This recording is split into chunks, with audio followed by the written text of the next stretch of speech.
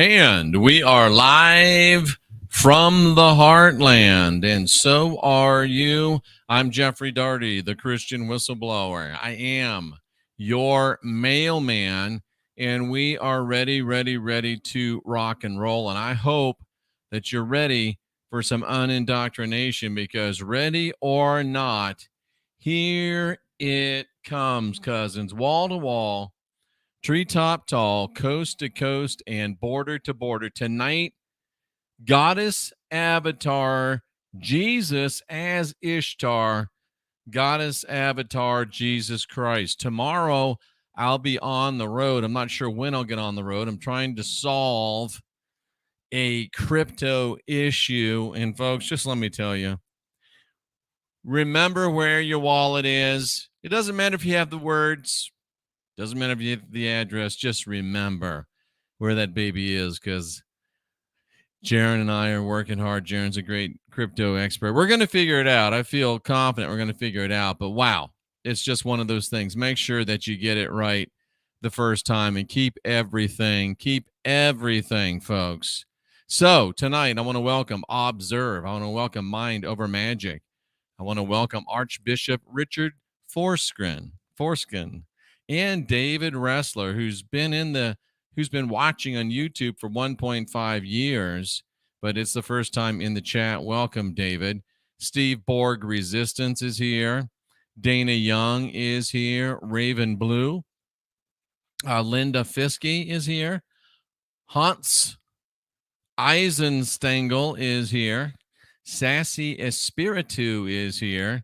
GT 1982 Mustang, Corrine Shea, Colin Braniff, Claire 76 from the UK, Musgrave Griffin in the house, Gia in the house, and that's just the people so far showing up on YouTube. We are on the Ex-Evangelical Hour.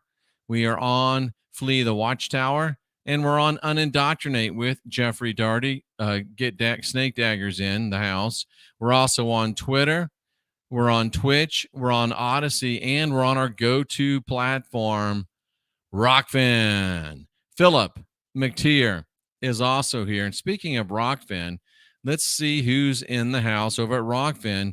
A nice crowd building over there. Mind Over Magic, Bonnie's the Best, Carmen Gibbs, Michael Musgrave. Carmen, nice to see you. Let's see. Nina is here as well. Super Galactic. Stormy Laughlin is in the house. Patricia Gans also in the house. So nice to have every single one of you here tonight. Brian Roy's here. Alex Evgenia. All of you are here, and it's great. I didn't say that name right, but hey, what are you going to do, folks?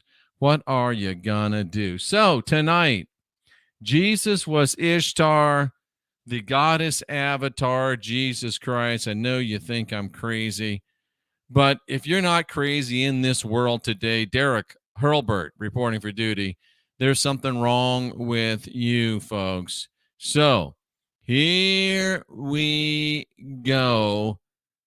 Goddess avatar, Jesus Christ. Jesus was Ashtar, coming from the Return of the Gods. I think this is our next to last installment in the Return of the Gods saga. It's been 5D programs long, and I believe we're just about to the end of it. But wow, here we go. Hold on. Because the rabbi, this sneaky little rabbi right here, he's going to make some confessions. And the way that this works, I pronounce it very nearly correctly. Thank you. Iphigenia. It means one who's born strong in Greek. Awesome. I love it. The white boxes you see are cuts from the rabbi's book. The yellow, obviously, are highlights. The yellow over here is my response to said highlights. And things that are a different color, white, sometimes pink, they are my pithy commentary added in at no charge. So he titles this section Ishtar at the Gates, or Gate, as it were. And he says that Ishtar had always been drawn to gates. Ishtar had always been drawn to gateposts, and that gates played a central role. But you know what I thought, and what I'm going to bring to you tonight is that the rabbi, here he is, he's confessing, and he's confessing via projection, because it's really not our goddess Ishtar or any of our goddesses or any of our gods that are really all that interested in gates or portals or doors, but it is his God. It is the rabbi's God, the God of the Bible, that has long been obsessed with gates, that has long been obsessed with pillars. In fact, the Jesus character himself in John chapter 10, verses 7 through 10, said explicitly, Emperor Rex, good to see you. He said explicitly, I am the gate. Now, what are the chances that this rabbi writes that our gods and goddesses have always had to do with gates, and that he didn't know that Jesus said, I am the gate? Do you really think that that is possible? He's a rabbi, for heaven's sake, right? He's a messianic rabbi with a congregation of some 1,000. He's been invited to Mar-a-Lago with Donald, and he doesn't know that Jesus said, I am the gate? I find that a little hard to believe. So that's why I know he's using projection. He's trying to put the attributes of his God onto our gods and goddesses so he can blame us for what he's trying to do and his God is trying to do. Jesus said, I'm the gate. But the confession goes much, much deeper than that. Chris, nice to see you as well. The confession goes much deeper than I am the gate. Because think about it. A gate, a door, a port, a portal. Remember the temple portal? We've proven in past programs that within the old temple in Jerusalem, the one destroyed by pagans, Rome was pagan at that time in AD 70 or 70 AD. I'm convinced, and I think we've shown very convincingly through text and history that we're able to unraveling as much as it is history, that there was a portal in that temple. Was it associated with the Ark of the Covenant? Probably. But there was a portal in that temple. And we've also proven just in the past couple of days through our programs that, remember, the temple portal was there because Yahweh, the male essence of the original Elohim, and at that time we were calling Shekinah the original female essence of the Elohim. Now we've learned that Shekinah was probably Jesus, or Jesus and Shekinah, same entity, but Jesus was the Shekinah. Why is that so important? Well, number one, it shows, just as we've proven in the last couple of days, Nancy, that Jesus was the female essence of the original Elohim, as expressed in Genesis 1:1 and in John 1:1 as well. So Jesus was the Shekinah, not the Ishtar. You see the rabbis trying to project, and he's trying to divert. Jesus was the Shekinah. And Ishtar, Shekinah, there's some linguistic commonality there. But Jesus was the Shekinah. Remember, the important thing about the Shekinah, as we've read, and it's one of the reasons why Yahweh's been so upset for so long, is because the Shekinah fled the temple when it was destroyed by the pagans in 70 AD. So when the portal was gone, Shekinah was gone, or is Shekinah part of the portal? Tonight, we're getting a realization, I think. We don't get revelations because that's for other people. We get realizations. And I start thinking, and I did this right before I sat down, because Jesus was the Shekinah, The Shekinah fled the temple at its destruction in 70 AD, and the Shekinah was the portal in the temple system. But the temple system was destroyed. I thought, oh, the Shekinah just left, like most women do. If the dude loses his house, she's gone. Because there's plenty of other dudes out there with houses. I'm a little bit kidding, but we all know it's pretty much true, right? We all know it's pretty much true. If you're the dude and you got a house and she's living with you and you lose your house, she's probably not helping you move into the apartment. I'm just saying, she's probably not helping you move into the apartment or into your mom's basement. But anyway, but there's more to it than that, because now the Shekinah goes, and I thought that the Shekinah was gone because the portal was gone, but is the portal gone because the Shekinah's gone? And the Shekinah is Jesus. And I think about Jesus saying, I'm the gate. And because the temple was destroyed, that necessitated a new door, a new gate, a new portal. So, because the temple was destroyed, this Shekinah had to make a new door, had to make a new gate, had to make a new portal. Pay no attention to this part right here, because I don't think I meant for that to be there. Remember, I changed this right before. Yeah, we'll go back to that. And Jeff, why do you think that? Well, here's Jesus, the Jesus character, and he says, verily, verily. That's a double emphatic in Greek. That's as emphatic as it gets. Hebrew triple emphatic, holy, holy, holy. Greek double emphatic, verily, verily. So when you see verily, verily, verily, verily, you should take note of what's being said.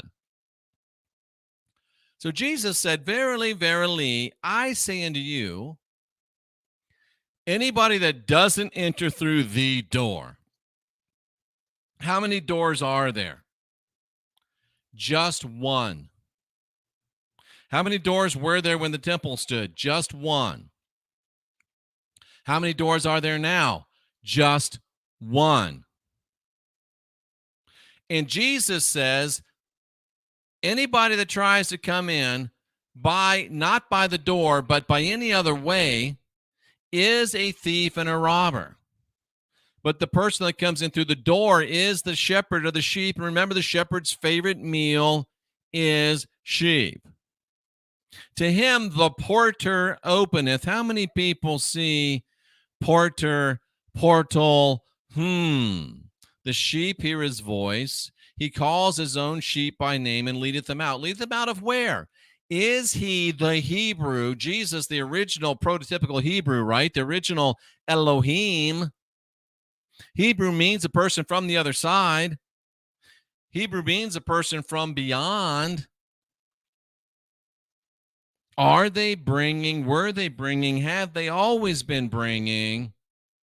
Have they always been bringing people from beyond? Have they always been bringing people from the other side through a portal? The portal was originally in the temple. The portal was associated with the Shekinah, the female portion.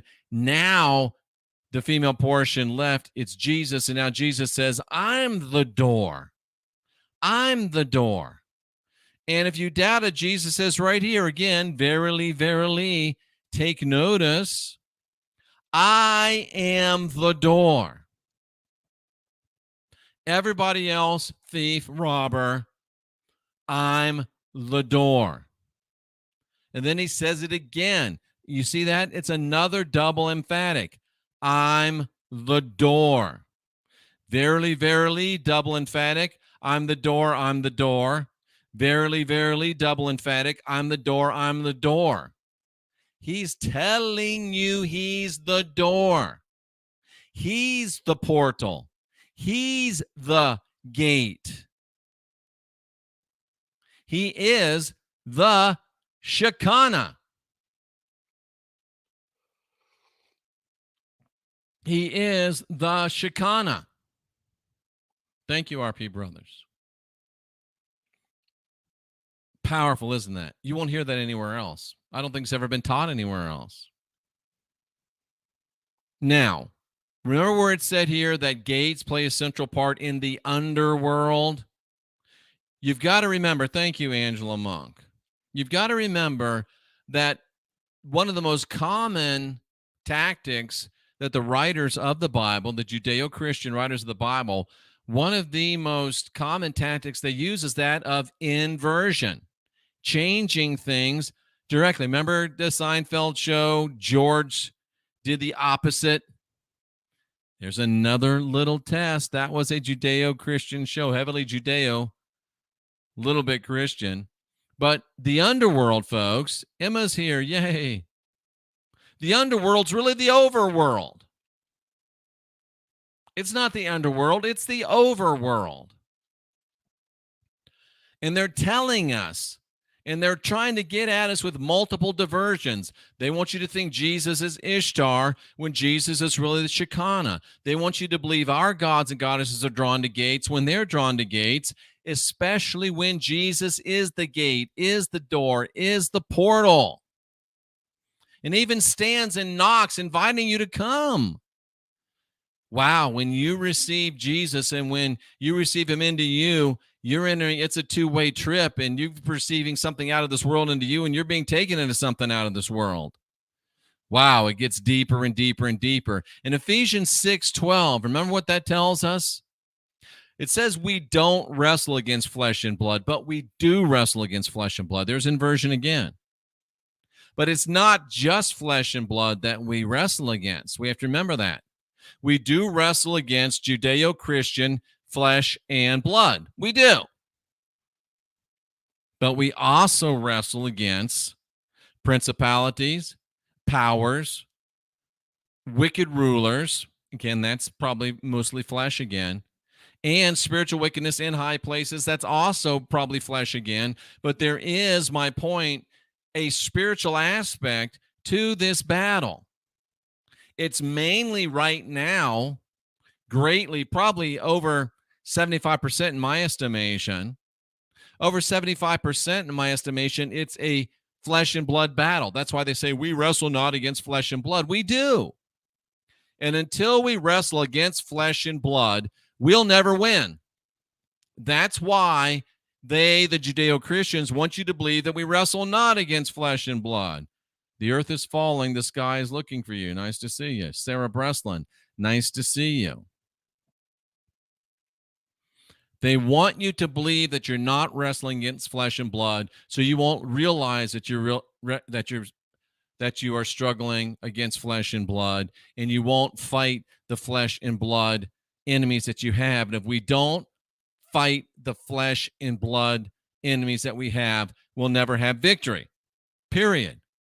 Now, yes, there's a spiritual aspect, but until we engage the physical flesh and blood enemy, Gia, it won't matter.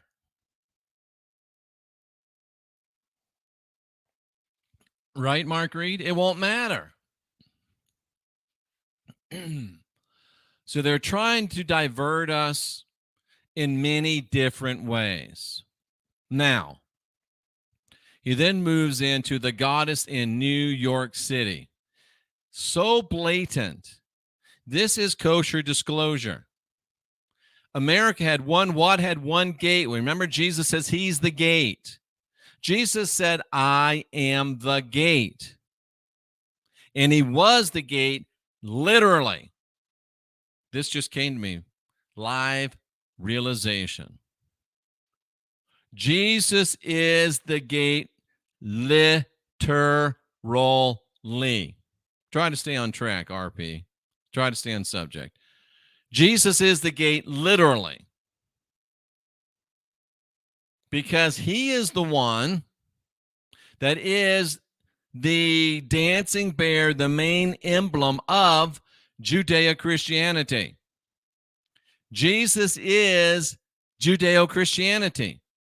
He is the emblem. He is the door. He is the gate. He is the portal. And it was Judeo-Christianity that opened up the gateway of New York City to the Judeo-Christians.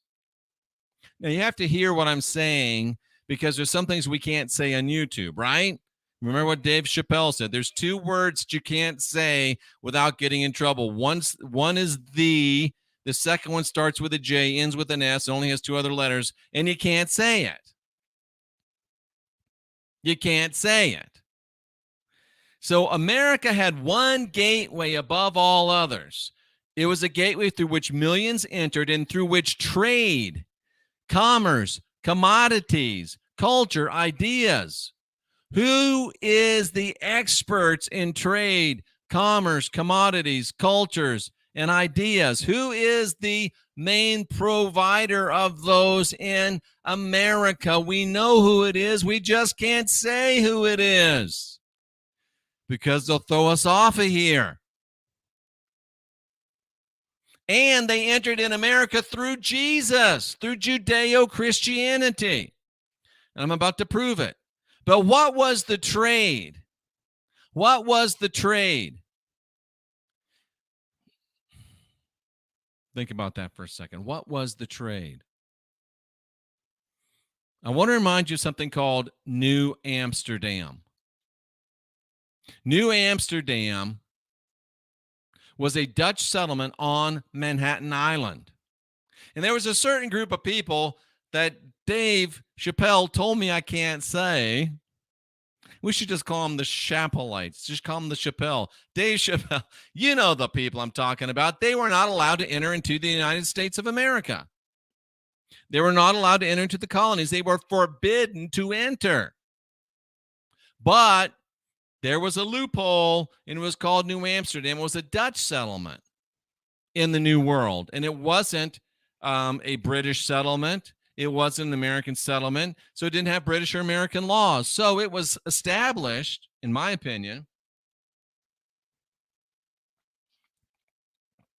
Well, Dana, just like Chappelle said, it's very scary when you can't even talk anymore. And he was right. Chappelle 2.0 probably, but you know what I'm saying. So these people we can't talk about went into New Amsterdam. So they got a foothold, a toehold on the North American continent because we wouldn't let them in. And they brought their trade in. You know what their trade was? Their number one big business? Slavery. Slavery. They were forbidden to enter U.S. territory. And son of a gun, what a weird coincidence, folks. What a strange coincidence. What was once New Amsterdam is now a place called Manhattan. That's right, Manhattan. And their trade was human flesh. It was slavery. And it was Alexander Hamilton, a crypto, what Chappelle says I can't say, who brokered a deal between General Washington and the people I can't talk about to give him money to fight the Battle of Yorktown and win our independence, only it wasn't because he had sold our souls to the devil. And this was the gate, New York City. And Jesus was literally the gate because it was Judeo-Christianity, which allowed the enemy, the one we can't say, to enter into the American continent to bribe George Washington and to deliver the American dream stillborn. It was dead before we ever won independence. We never won independence. We never won independence. We didn't. It's just that simple. It's just that simple. I know this is hard to understand. I know this is deep. I know this is like, wow, kind of stuff. I understand that. But you should be used to it by now. You should be used to it by now, cousins. You should be used to it by now. And I think that for the most part, most of you are used to it by now, right? I think most of you are used to it by now, but some of you are still getting accustomed to it. And some of you are still getting accustomed to the way we work things as well here vis-a-vis the chat room. And that's okay. I'll help you understand it really quickly. So Jesus was literally the gate through which the enemy that destroyed our country came through. And the rabbi told us that without telling us that. And the goddess, said the rabbi, would come in the evening and stand in the street before America's wondrous gate, which really wasn't New York City, it was Judeo-Christianity. And this further connects to the Jesus character, because those people that we can't say, they start their day at night. In the evening is when their day starts. So in the evening, they went through the gate, which was Jesus, through New York City via, of course, at that time, New Amsterdam. They offered the first fruits of an offering or sacrifice that marks a beginning. What was the first fruits they offered? They offered the first fruits of slavery profits to General Washington to save him at Yorktown. And we're still paying for that. America's never been free. We were a deist, pagan, heathen republic until the day that General Washington took the shekels.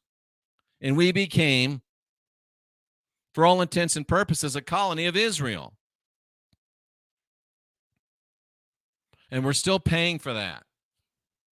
We're still paying for that. And they came through the gate of America, which was Judeo-Christianity, bringing their first fruits, which were the profits of slavery, in the beginning of a movement that would transform America and transform the world. The guys we can't say, but it doesn't really matter to say those guys, because it's really the Judeo-Christians, period. It's the Judeo-Christians. My mom's calling me. Sorry, Mom, I just can't take the call right now. That's pretty bad, because if Cynthia was calling me, I would take the call. I'm not going to lie. But I'm not going to take my mom's call in the middle of a show. I'm just not going to do it. So there at America's gateway began the opening of the ancient door, Judeo-Christianity, which brought them in. And they have destroyed our country. Their movement did, in fact, transform America and the world, all from New Amsterdam, New York City, Manhattan. Angela Monk makes the connection between shekels and shackles. Powerful. Washington, Franklin explicitly said, don't let these people in. But they would not be kept out. And how ironic it was that it was General Washington that let him in for a few shekels. He sold America's birthright for a few shekels. I wonder if it was 20 pieces of silver. Probably more than that, because it was enough money to win a battle. You get the point, though. You get the point. Isn't this fascinating? So, Jeff, how do you get to Jesus being the avatar of Ishtar? I'm not really with you there. Well, let's look at what the rabbi has to say. Oh, and I needed to thank some people real quickly, because I get on a roll and I forget to thank people. So let's thank right now. I want to thank, where are you? I want to thank Paige for a $10 tip on Rockfin. Thankful for all you say and do. Thank you, Paige. I really appreciate it. And Hercules Tabalador also sent a $5 tip. So thank you to Hercules. Thank you to Paige. I really appreciate you. Just let me make sure that my mom isn't like, she's okay. She just wanted to know when I was coming down there. All right. And I believe the lovely Cynthia just walked in the door upstairs. Okay. Who was that? Did we just get another tip? Did we just get another tip? No, we did not. But that's okay. That's okay. So the word avatar comes from a Sanskrit word meaning descent. I didn't check that out. Descent, but it doesn't really matter because this is just what the rabbi is saying about Ishtar. A descent or manifestation of a deity in bodily form, an incarnation. A human being who serves as a vessel for the incarnation of a god as a host. Does that sound familiar to anybody? Because this is exactly the story of Jesus. Judeo-Christians teach that Jesus is the incarnation of God in bodily form. Jesus was the host of the Bible God, the human bodily flesh host of the Bible God. And the Word, who of course is Jesus, was made flesh and dwelt among us. And we beheld the glory as of what? The Father, full of grace and truth. So if anybody's ever been an avatar, Jesus was an avatar. Dr. Tony, nice to see you. Mark Reed, nice to see you. Charlie Christy Daniels, nice to see you. Estelle, nice to see you. Jesus was an avatar, but this guy wants to tell us that Ishtar was the avatar when Ishtar was Jesus. So could the goddess inhabit a human vessel? Well, coulda, shoulda, woulda. We know that Jesus did. Jesus incarnated in a human body. Cheryl Ann, he did.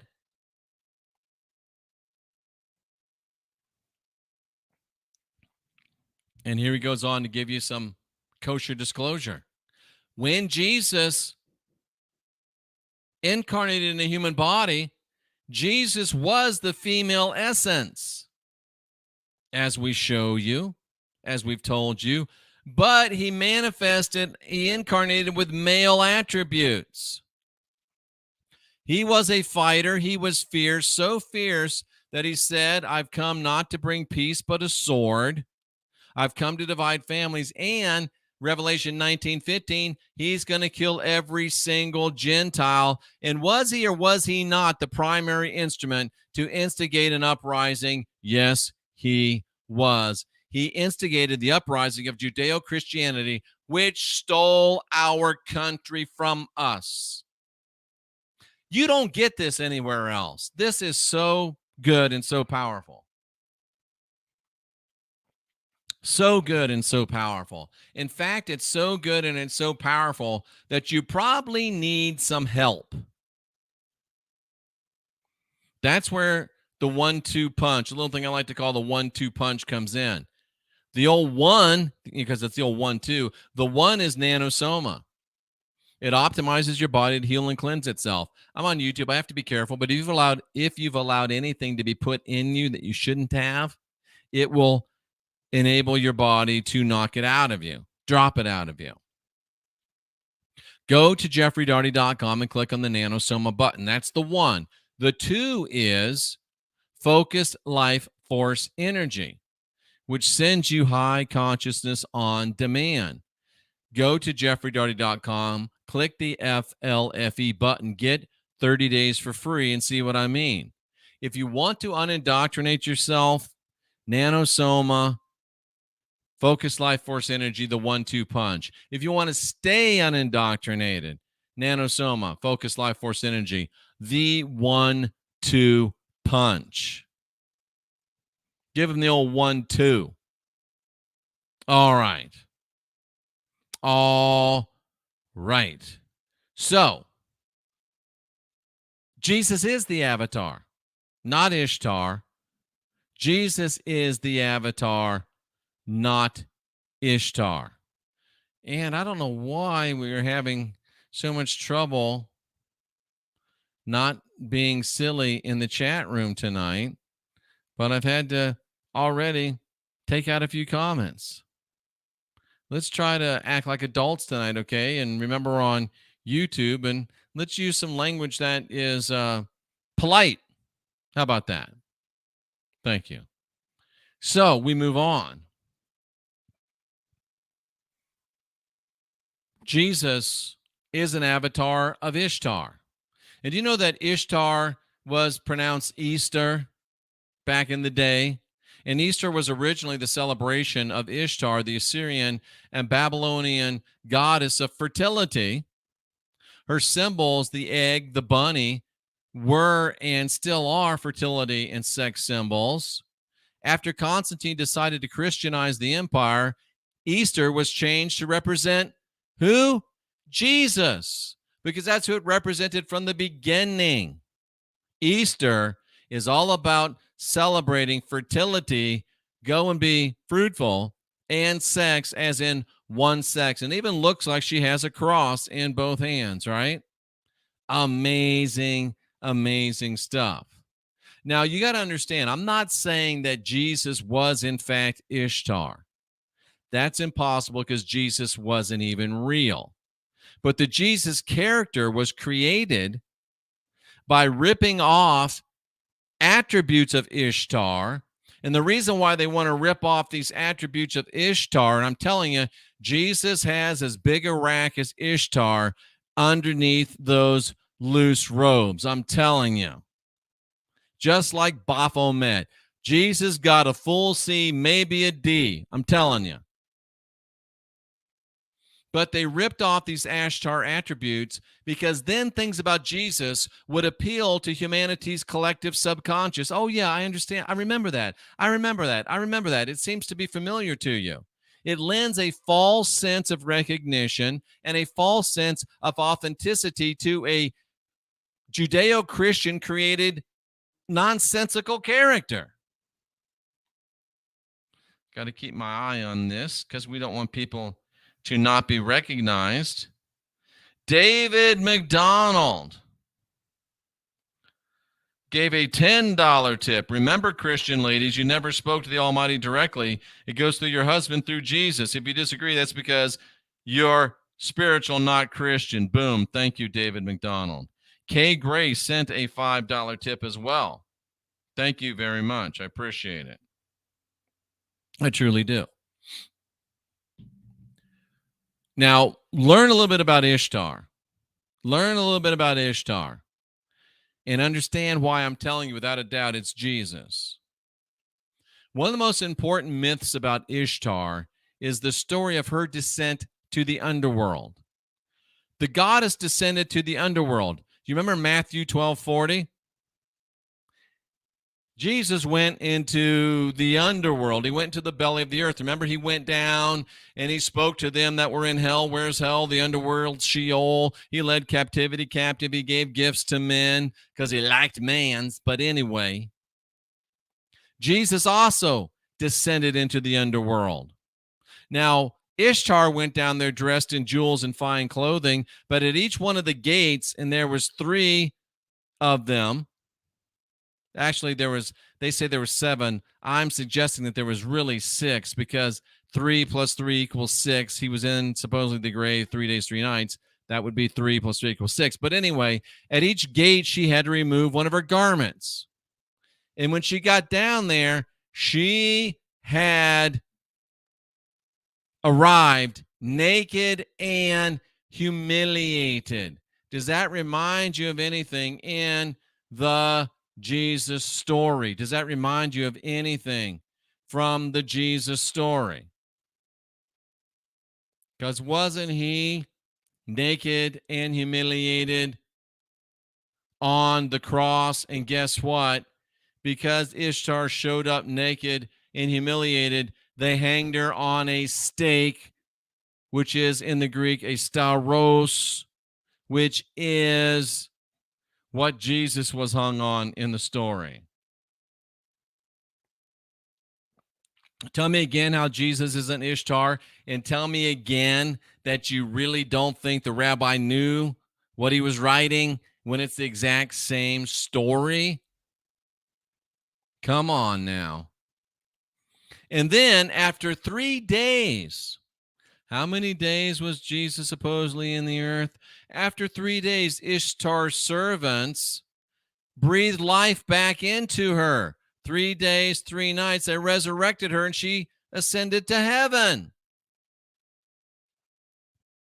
At the time of the new moon, Ishtar disappears from sight for 3 days. The planet Venus, which is the bright morning star, disappears. Note the similarities, if you will, between Jesus and Ishtar. Ishtar descended, was stripped and humiliated. Jesus was stripped, beaten, humiliated, humbled, and descended into the earth. Both Ishtar and Jesus were hung on stakes. Ishtar was resurrected after 3 days. Jesus supposedly rose from the dead after 3 days in the story. Both achieved eternal life. Easter, Ishtar, Jesus, same story. Same story.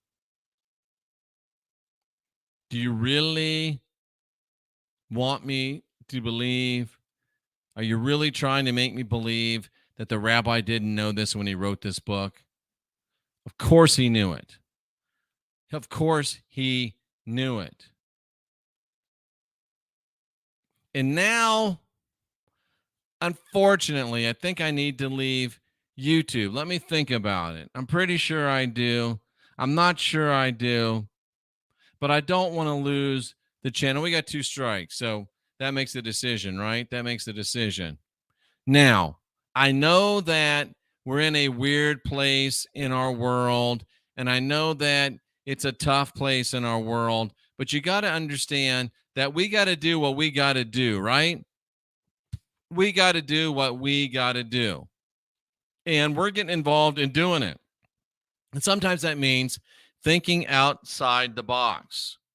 So I get asked a lot, Jeff, what can we do? Jeff, how can we help?